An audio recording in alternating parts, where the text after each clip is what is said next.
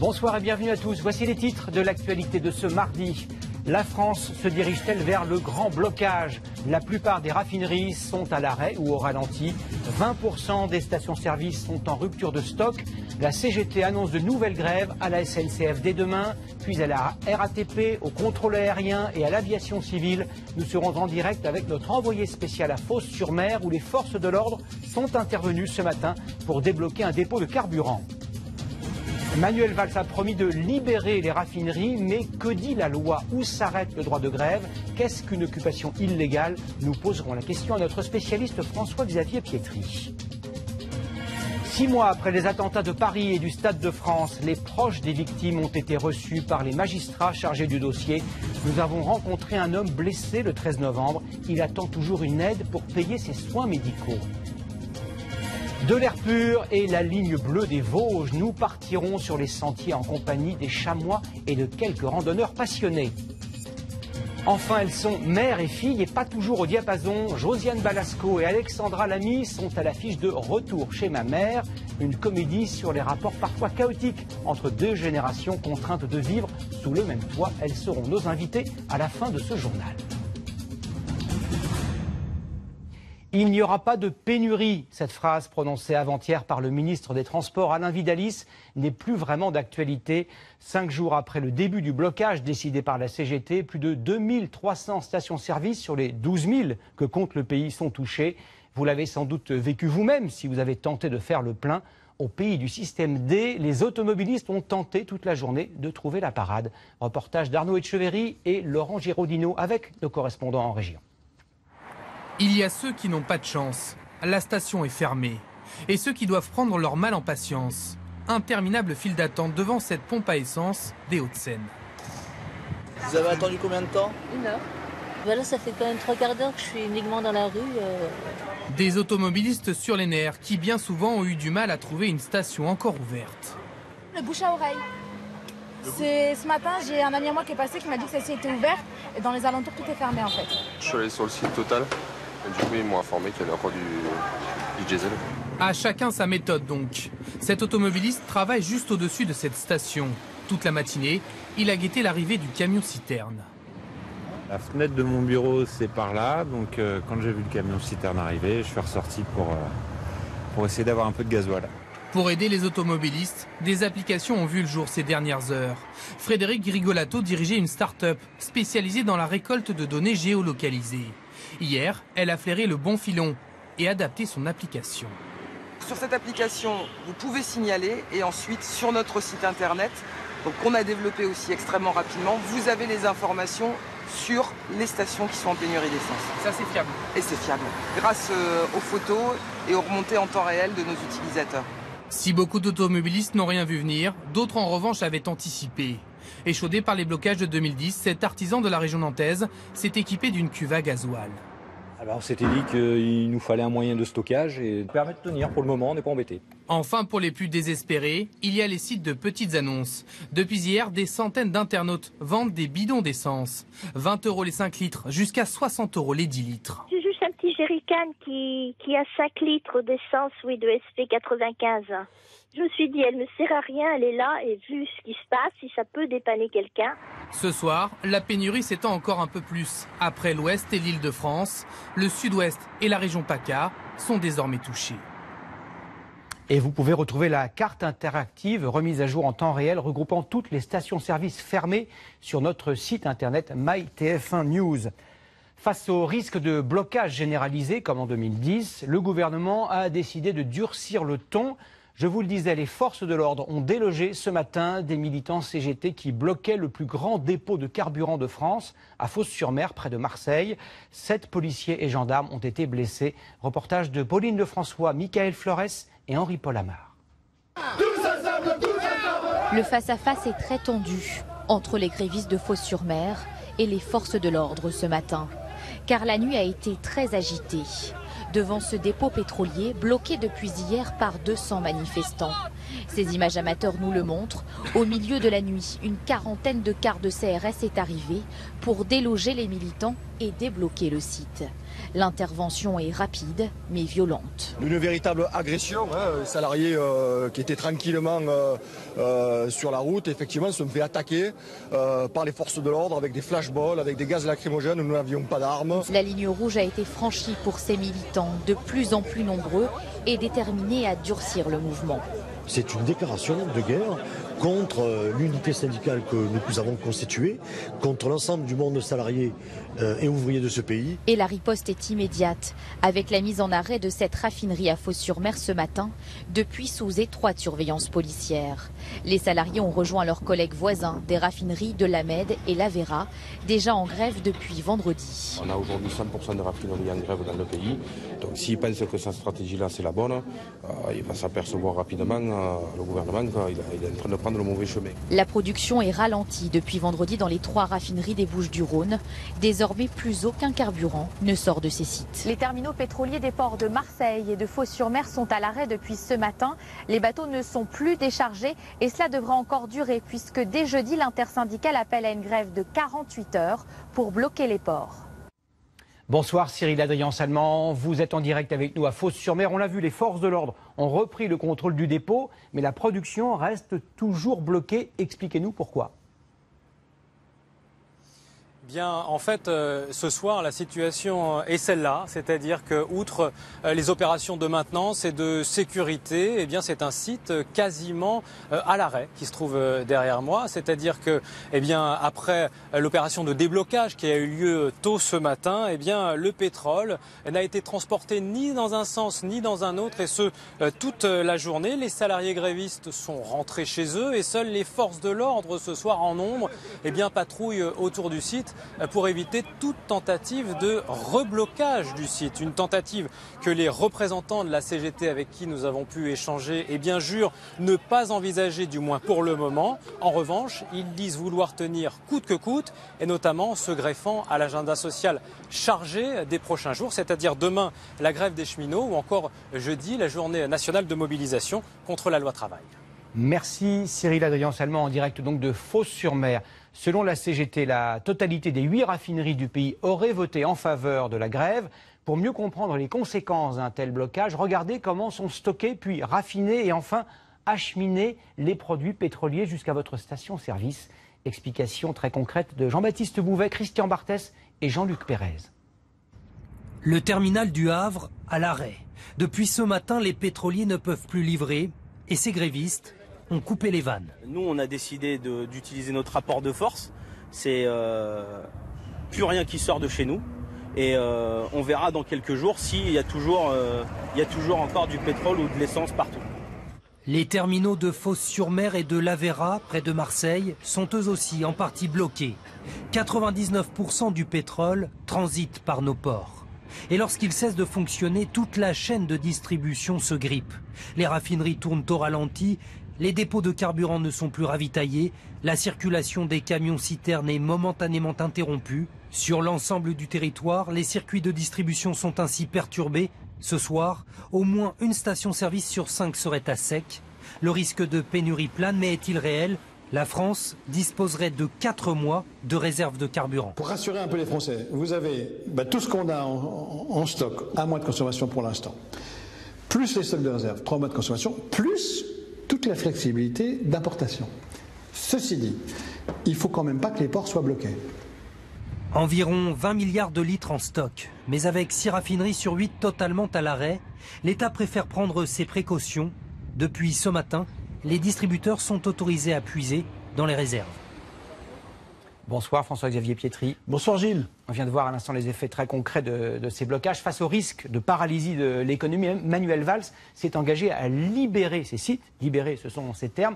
Est-ce vraiment si simple? Les forces de l'ordre ont-elles le droit de briser un barrage ou de réquisitionner des grévistes? Vous savez Gilles, la fermeté affichée par Manuel Valls est en réalité un exercice extrêmement périlleux. Les forces de l'ordre ont une limite d'intervention, c'est le trouble à l'ordre public. Je vais vous prendre 2 exemples très concrets. Premier exemple, Quand des grévistes brûlent des pneus pour bloquer les livraisons à un dépôt ou pour bloquer l'accès à une raffinerie et qu'ils provoquent des embouteillages dangereux, on peut considérer que c'est un trouble à l'ordre public. C'est ce motif qui a été invoqué par exemple ce matin pour justifier l'intervention des forces de l'ordre à Fos-sur-Mer et pour débloquer le dépôt pétrolier.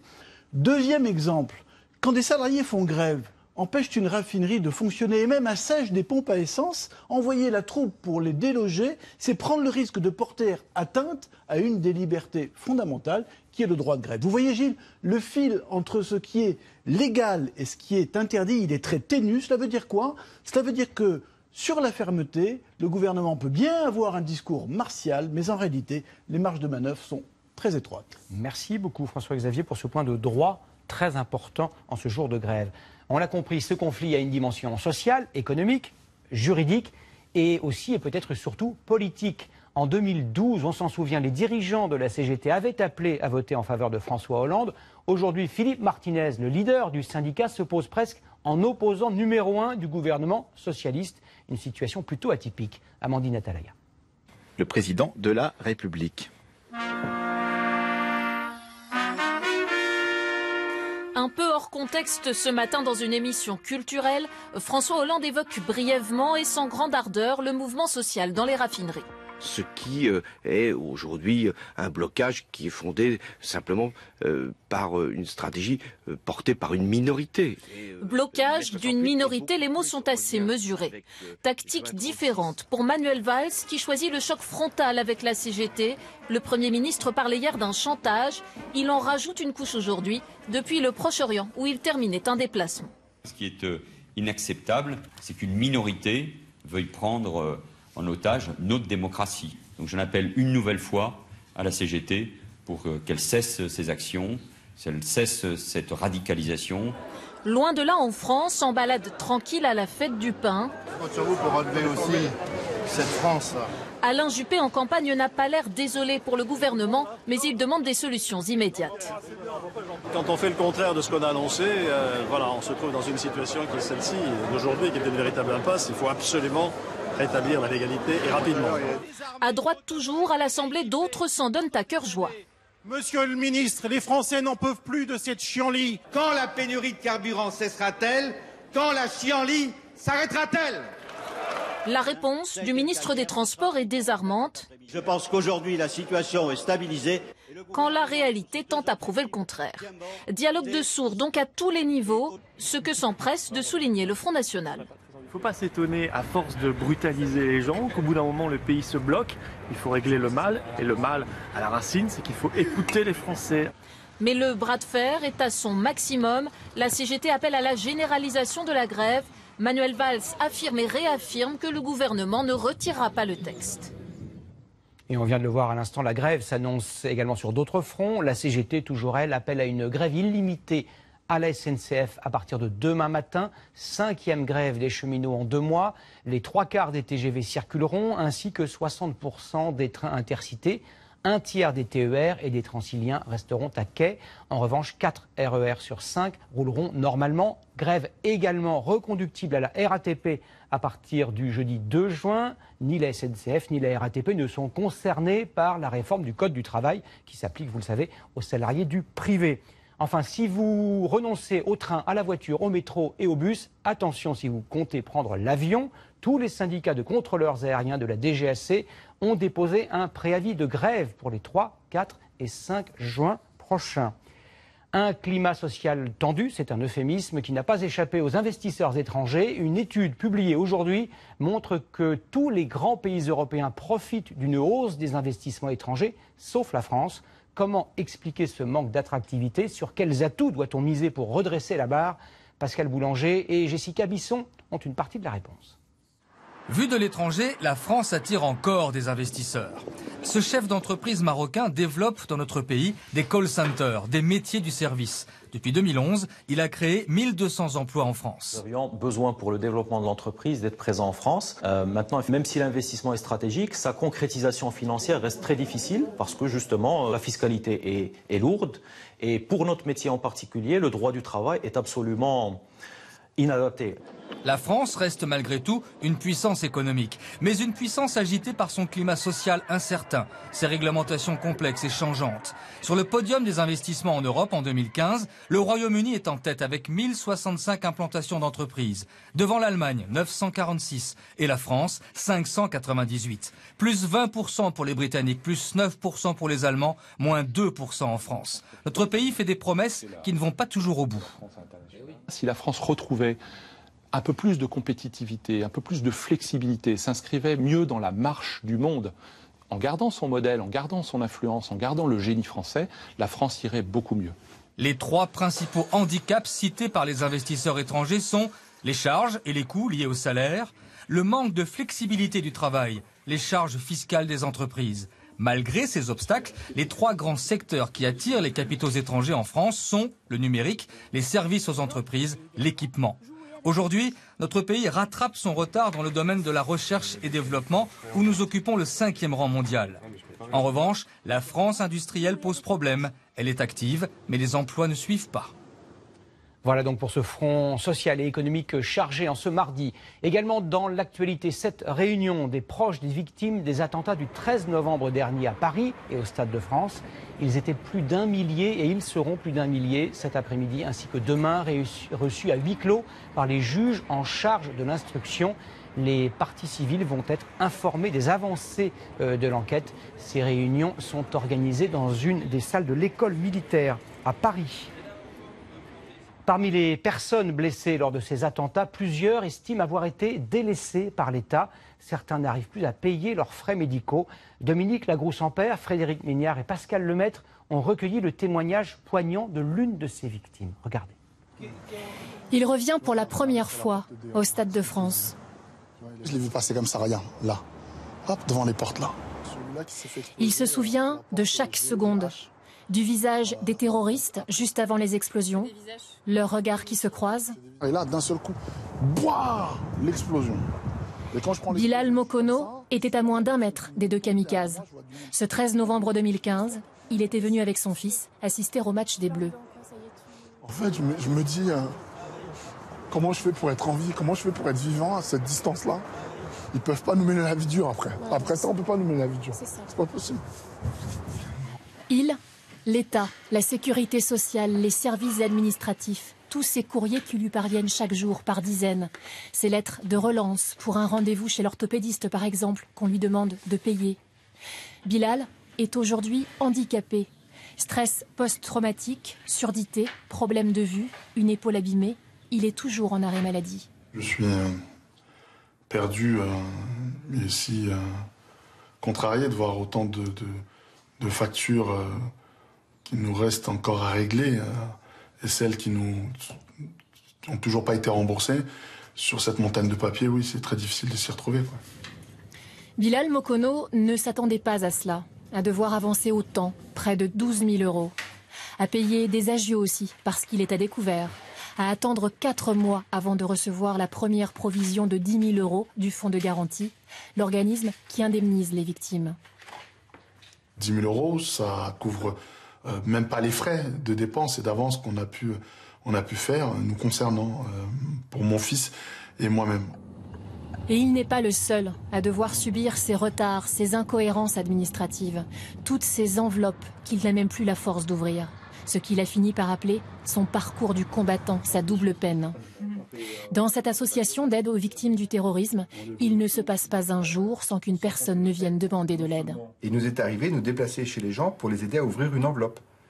Ce qu'une administration ne peut pas comprendre. Mais on vous a écrit. On n'a pas cette connaissance du comment fonctionne ce système de remboursement, parce qu'il est quand même assez opaque. C'est pas qu'on est devenu idiot quand on est devenu victime du terrorisme, c'est simplement que l'émotion est tellement forte qu'on est bloqué. C'est ce qui m'arrive. Nous avons rencontré le directeur général du Fonds de garantie, un organisme unique en Europe, créé en 1986 et destiné à indemniser notamment les victimes du terrorisme. Il traite 2470 dossiers liés aux attentats du 13 novembre. Le cas de Bilal Mokono, François Werner n'a pas le droit de l'évoquer. Chaque dossier doit rester confidentiel, mais il admet qu'il puisse y avoir dans certains cas du retard. 87% des victimes reconnues en 2015 ont reçu une provision dans moins de 20 jours. certaines, dans des cas très particuliers, en 48 heures. Après, certaines situations méritent forcément qu'on se penche dessus de façon un petit peu plus importante, qu'on demande quelques éléments plus importants. Et ça peut jouer sur un tout premier délai de provision. Quelques jours après notre tournage, Bilal Mokono a reçu une deuxième provision de 5 000 €. Comme lui, ils sont nombreux à avoir recours à un avocat. Le sien estime que le système d'indemnisation n'est pas adapté aux victimes du terrorisme. On est, en réalité, face à des victimes de guerre. Or, pour les évaluer, il faudrait d'abord qu'il y ait un protocole entre le fonds de garantie ou les experts avec des experts militaires, ceux qui connaissent parfaitement et qui sont allés dans des zones de conflit. Et là, on pourra apprécier correctement l'impact post-traumatique. Pour l'instant, ce n'est pas fait. En attendant le passage des experts pour la suite de son indemnisation, Bilal doit s'équiper de prothèses auditives coûteuses. Mais cette fois, il ne déboursera rien. La prothésiste a décidé d'attendre avant d'encaisser son chèque. Parce qu'il était à un endroit public où ça aurait pu être n'importe qui, ça aurait pu être moi, ça aurait pu être vous. C'était lui, donc je me sentais que c'était mon devoir de lui tendre la main et d'aider à l'équiper. 26 millions d'euros ont déjà été versés par le fonds de garantie aux blessés et proches des victimes des attentats du 13 novembre 2015. Nous parlions il y a quelques minutes des atouts de l'économie française. Voici un art décoratif que Le Corbusier qualifiait de peinture à l'huile vendue en rouleau. Il était passé de mode pendant quelques décennies, mais le papier peint revient en force.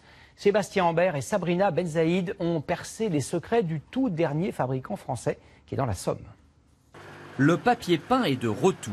Les rotatives d'impression tournent de plus en plus dans cette usine de fabrication qui est la dernière en France. Ici, 7 millions de rouleaux sont produits chaque année. Et le secret est dans la nature même du papier. On parle désormais de papier peint intissé, un papier recouvert d'une couche de polyester qui a d'ailleurs fait disparaître la table à tapisser. Aujourd'hui, l'intissé, on ne met la colle que sur le mur. Il n'y a pas de temps d'absorption du papier. L'intissé, c'est arrachable à sec. Vous arrachez le lait, vous le reposez derrière. L'usine, construite en 1974, emploie aujourd'hui 112 personnes. Elle se trouve au cœur de la Picardie, au beau milieu des champs. Un rouleau de papier peint coûte en moyenne une vingtaine d'euros et les ventes ont progressé ces dernières années. Ici, par exemple, le propriétaire fait tapisser un mur de son salon plutôt que de le peindre. Le papier peint que j'ai choisi en brique permet de donner du relief et d'apporter un peu plus de cachet à la pièce. Retour à l'usine de fabrication de papier peint, mais côté coulisses. Le Made in France fait vendre grâce notamment au travail des designers et des graphistes. Ici, on dessine le papier comme on le ferait pour un vêtement et la tendance très forte est au trompe-l'œil. Le papier peint aujourd'hui est clairement décoratif. Pour ça, on n'a plus l'utilité de faire les 4 murs, mais surtout un pan, un panneau, juste un mur ou différentes couleurs jouer avec le papier peint. Avant, c'était évident, on avait besoin de camoufler les imperfections. Aujourd'hui, on a besoin de décorer.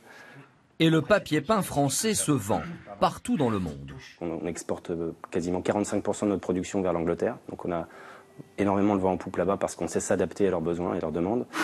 L'usine française exporte dans 60 pays. Le dernier en date est Dubaï.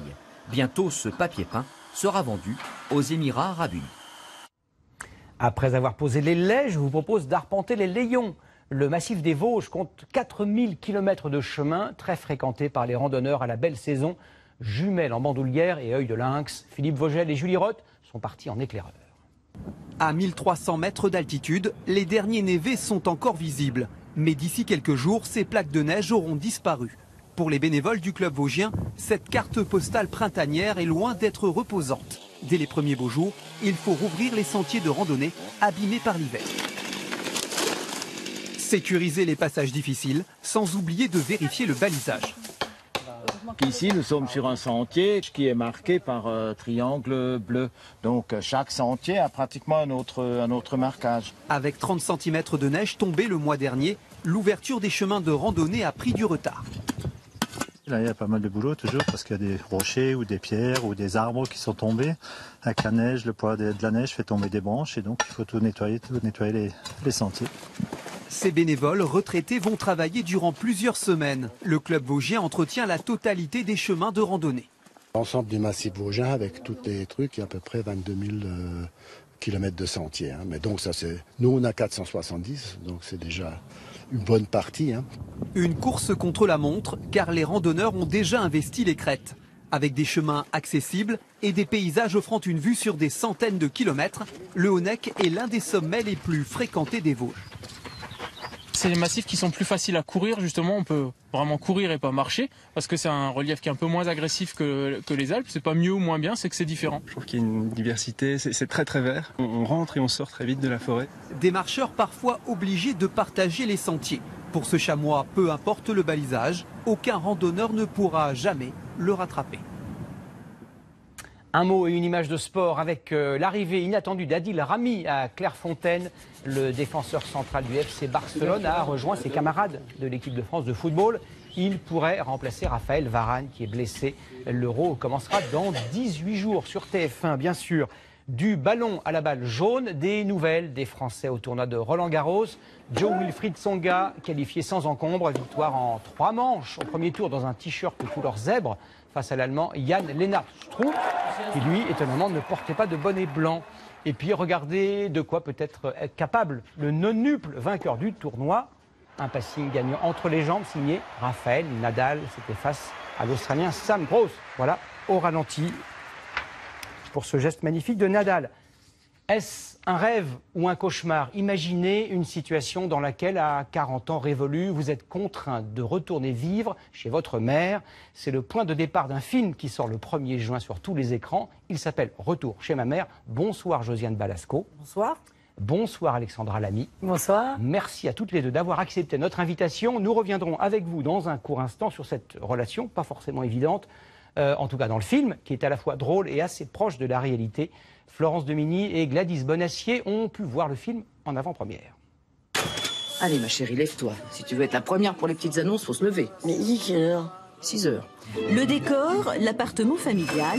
Alexandra Lamy, 40 ans, vit le charme des retrouvailles. Elle a divorcé, elle voit presque jamais son fils et elle a plus de travail. C'est bon, maman. Et après 40 ans, un mari ou un travail, une femme, elle ne le retrouve jamais. Bref, tout va bien. L'ambiance est surchauffée, la cohabitation vite grinçante. Jacqueline, comme ton prénom, ça tu sais l'écrire. Dis tout de suite que je suis débile.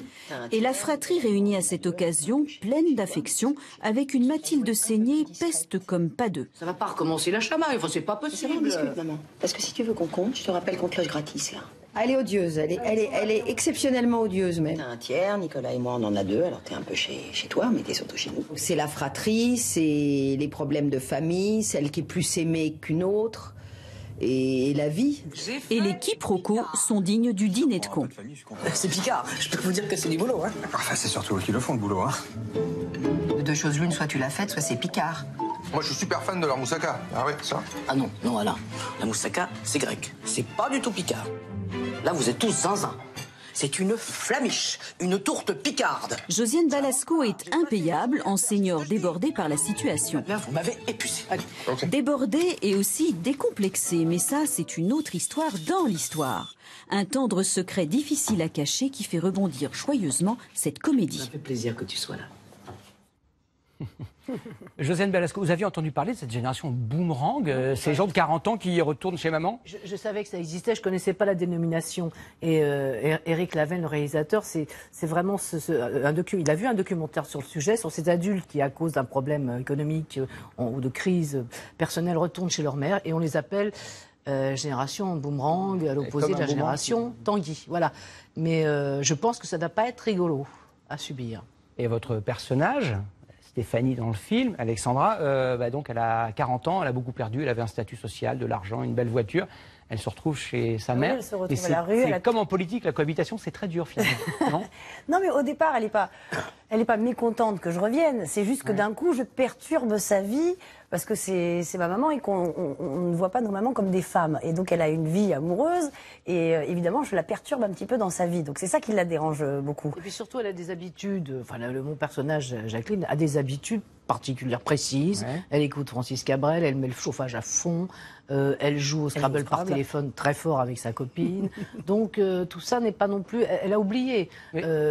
Alexandra, ma fille, elle a oublié comment c'était de vivre avec sa mère. Ça fait 20 ans qu'elle est partie, ou 25 ans. Donc... Mais vous auriez dû me le dire, parce que j'aurais mis un avertissement à tous les téléspectateurs. Si vous aimez Francis Cabrel, n'allez pas voir le film ou allez voir le film. Ben non, pas les deux. non, il n'y a pas de... Parce que vous m'avez blessé personnellement. Je suis allé voir, elle adore, mon personnage on peut aimer Cabrel adore et le film. Francis Cabrel, elle écoute une chanson en boucle qui est Petite Marie. Petite Voilà, Marie. elle la chante mal, mais elle la chante. C'est surtout qu'on l'a en boucle. C'est ça qui est, au bout d'un moment, qui est un peu épuisant. Mais sinon, non, au contraire. On a aperçu une scène, on ne va pas déflorer l'intrigue du film, mais on a aperçu une scène dans l'extrait qui est cette scène de repas de famille. C'est compliqué, mais il y a une chorégraphie entre tous ces acteurs, entre vous, il y a Mathilde Seigné également, il y a Jérôme Commandeur. Et là, on a l'impression que ça a été réglé au millimètre, où il y a une petite part d'improvisation.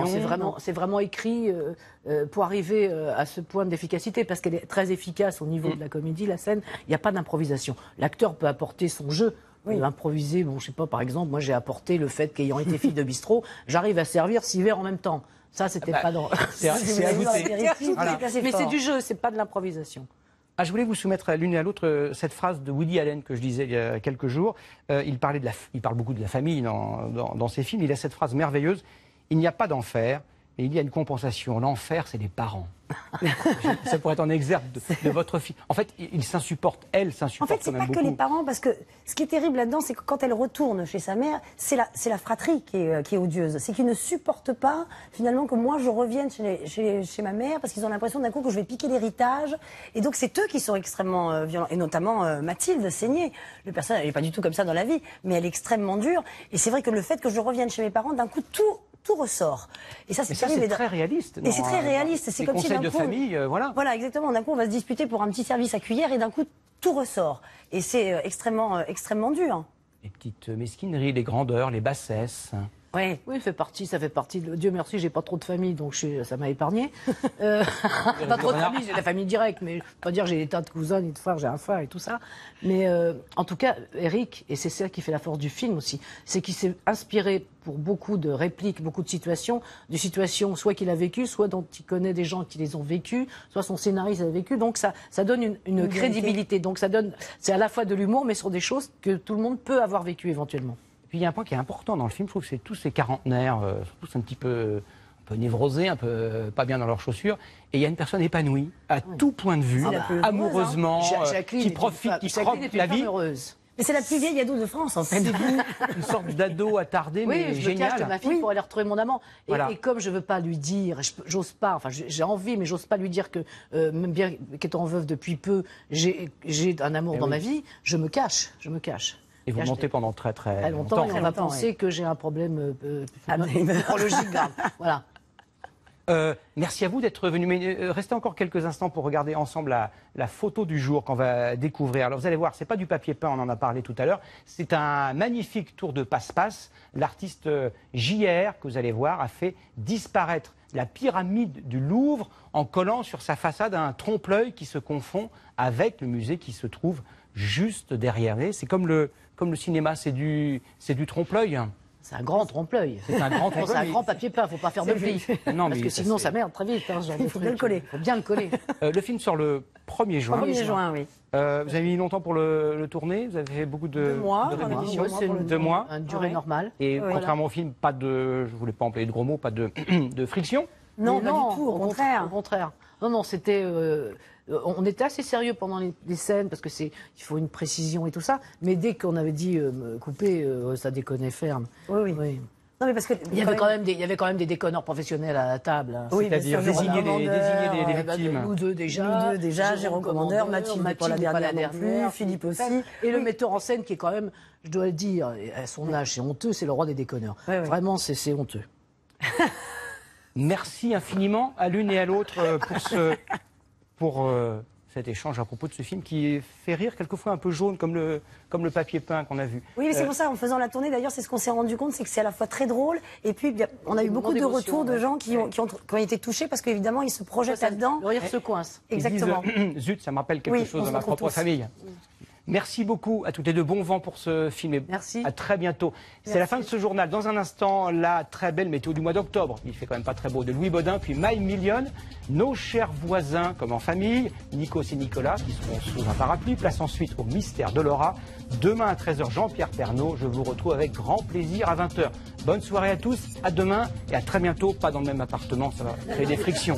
Mesdames, à bientôt. Retrouvez toute l'info sur le site et l'application MyTF1 News.